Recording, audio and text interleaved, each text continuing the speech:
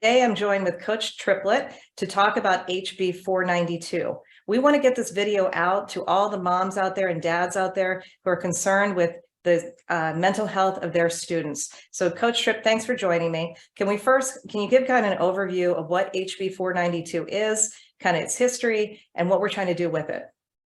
Sure. So HB 492, what it does is it makes mental health training a requirement as a part of the coaching certification. So currently with coaching certification, we have to get a background check. We have to learn first aid, concussion, sudden cardiac arrest, as well as another coaching and sports type of class. And this would add a component to that. And so basically what it is we're not asking coaches to become therapists or anybody else to diagnose anything.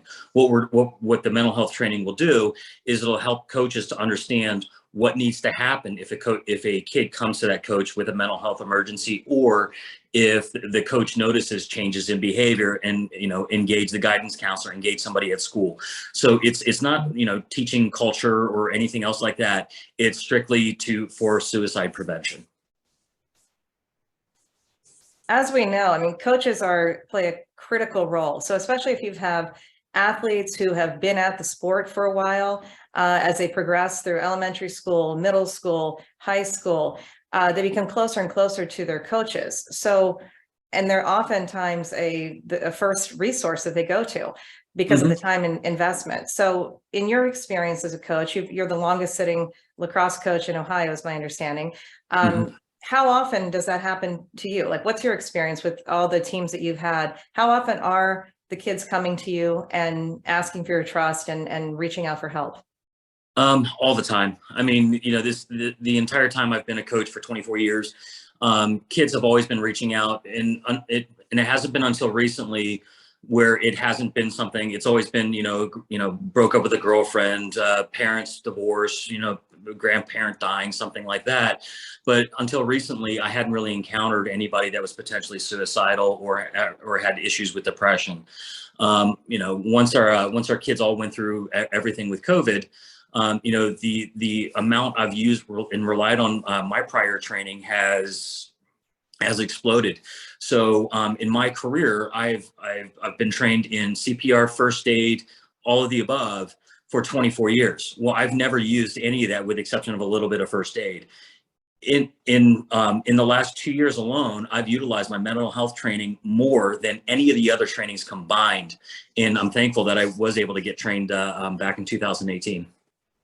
So I know as a parent of athletes, I heavily rely on the relationship, and I want my sons to have good relationships with their coaches. I see that as part of kind of the care network, if you will. I know that there's another source out there that's looking after them, that can have insight into them that I don't have insight as a parent, right? You see a whole different side of the child. They have a different interaction.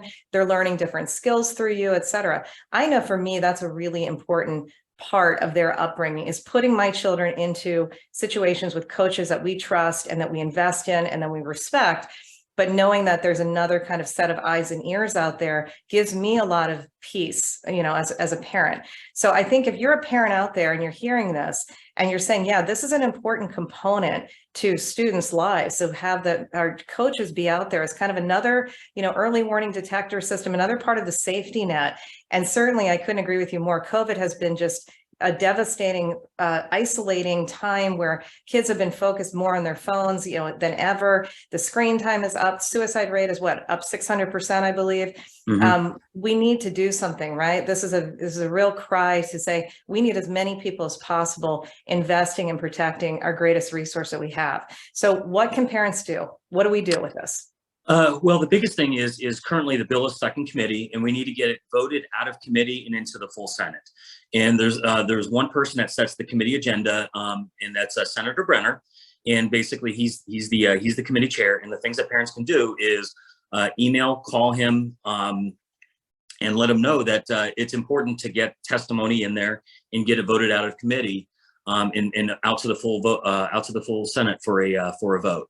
And the reason why it's so dire right now is because if we don't get it in this legislative session that ends at the end of this year, we have to go back and start all the way from the beginning and try to get something passed in the House again, and then go back into the Senate. So we're literally at the 90-meter mark in a 100-meter race, and we're almost there. So parents, if you vote in Ohio, and I hope that you do, these senators here, our Ohio senators, you are their constituent. You've got the power to let them know that this is important to you and that a vote for this, we need to move this bill because it's important for our children, right? First and foremost, it's important to our children. So if you care about our children in Ohio, we need to get this thing moving. So the one other thing I would ask you, Coach Tripp, is why on earth would anyone not support this? What would be possibly a challenge? This seems like a no-brainer, especially from a parent standpoint, from a coach's standpoint. What are possibly the holdups or the challenges for why this would not move forward? The biggest things that I've seen is coaches already have too much on their plate already in order to become a coach, or it's difficult attracting new coaches into the sport. Me personally, I watch a couple hours of film almost every single night in preparation for a game. I don't know about you, but all the other parents out there, there's going to be time where coaches, you're going to have a couple hours to do training to help the kids. You're going to be able to find the time. I mean, it seems like if you don't have it, look what we're seeing. We've had countless headlines, right? Countless headlines of what's doesn't happen when we don't have all the kind of pieces in place. So to me, if that's really it, we're talking a matter of kind of procedures and a couple hours in training. And if this is a barrier to do this because it's slightly inconvenient, but what are we saying here? We're prioritizing. We're not prioritizing mental health. So if you prioritize mental health and self-care for your kids, let's get this HB492 out of committee. Let's vote it. We'll put all the links that you need to and all the numbers and emails that you need to put it out there. But we want to get this thing passed quickly. And what's our deadline? Where do we need to get this thing? How quickly do we need to do this, Coach Tripp? We need to do it now. So right now, the Senate, the last date they have session, I believe, was December 21st. There's a couple of dates where there's going to be committee sessions. Those are the ones where we could potentially get added to the agenda and get it voted out. But the deadline, from what I understand, is on the 21st of December. So Ohio parents of student athletes, our network is huge. It doesn't matter what sport you're playing, golf, tennis, lacrosse, football, volleyball, cheer, keep going. We need our coaches. We need those coaches. We need them to get that training. Help us do this. Thank you so much for your time and support. Any last words, Coach Tripp? Yeah, I mean, the basic thing is after a tragedy happens, everybody always says, that's so sad. Somebody should do something. This is that something. Good point. Yeah, public health is not popular until a disease or an outbreak or a pandemic, and then everybody says, how did it happen, right? The shock happened. But the preventative medicine is definitely, preventive health is a way to go. So let's do that. Let's join together. Thank you, everybody. Thank you, parents. We need strong student athletes.